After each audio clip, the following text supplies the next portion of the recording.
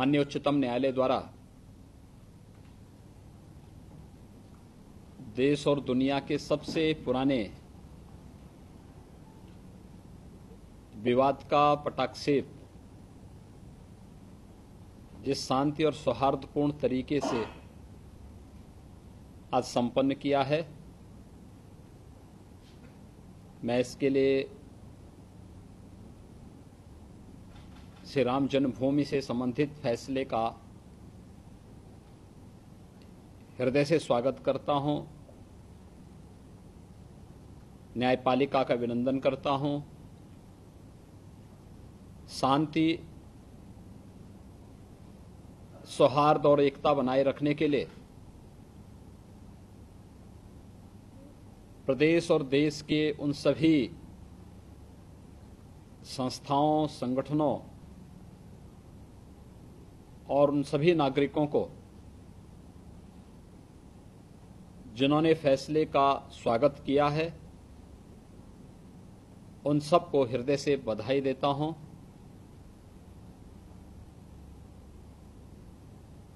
हम लोगों ने पहले भी इस बात को कहा कि माननीय उच्चतम न्यायालय जो भी फैसला देगा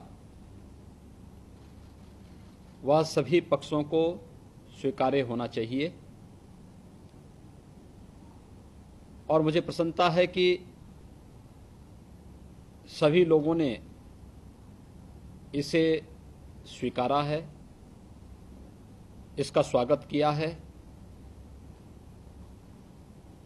इस फैसले ने देश और दुनिया में एक बार फिर से भारत की संवैधानिक व्यवस्था, भारत के लोकतंत्र की मजबूती का बहुत स्पष्ट संकेत दिया है।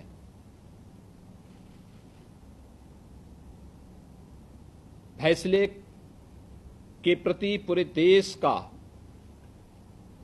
और भारत के प्रति प्रेम रखने वाले, भारत के प्रति अलग ही अनुराग रखने वाले उन सभी दुनिया में रहने वाले लोगों ने भी इस पूरे फैसले को मुक्त कंठ से स्वीकारा है। ये भी अभिनंदनीय है।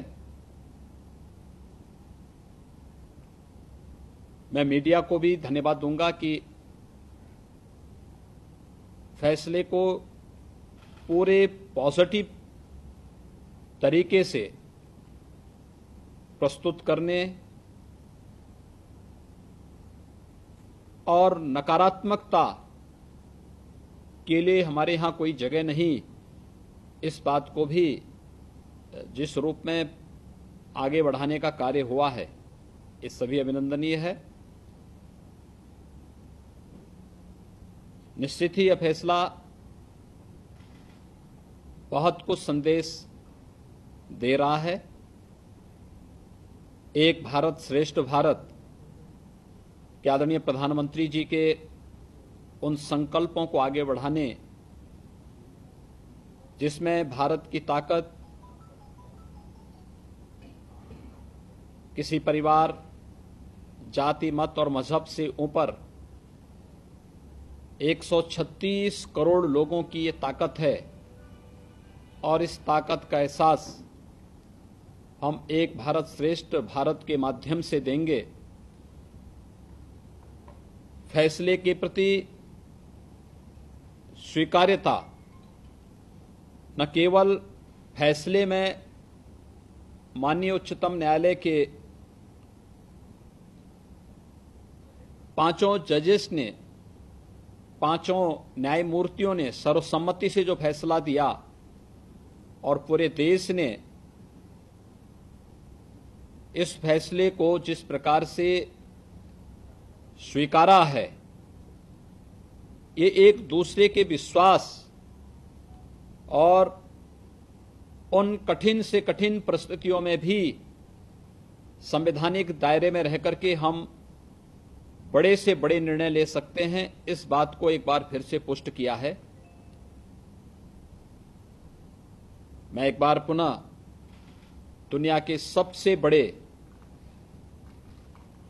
और पुराने विवाद के पटाक्षेप होने के लिए सभी जो सर्व संबंधित पक्ष थे उन सबको हृदय से बधाई देता हूं, सबका अभिनंदन करता हूं। उत्तर प्रदेश के लिए इस फैसले के बहुत मायने थे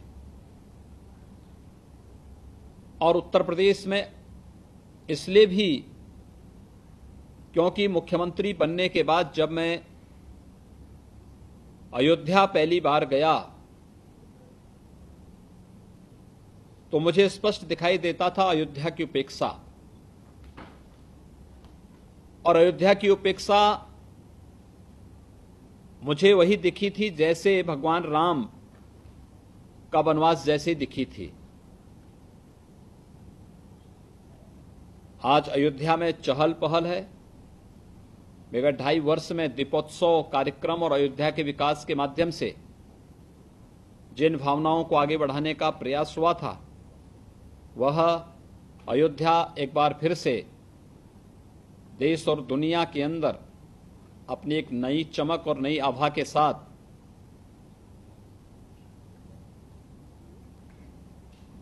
भारत और उत्तर प्रदेश के इस नए परसेप्शन को प्रस्तुत करने में सफल होगी। इस पूरे फैसले को जिस रचनात्मक और सकारात्मक भाव के साथ उत्तर प्रदेश वासियों ने, पूरे देश वासियों ने लिया है, मैं इन सबको हृदय से धन्यवाद देता हूं, आप सबका अभिनंदन करता हूं। धन्यवाद जी। अयोध्या मंडल की खबरों से अपडेट रहने के लिए अवध ग्राम्य वार्ता चैनल को सब्सक्राइब करें और हमारी खबरों के बारे में अपने कमेंट जरूर लिखें। साथ ही अगर आपके पास भी कोई खबर है तो आप 94 54 83 48 95 पर व्हाट्सएप भेज सकते हैं।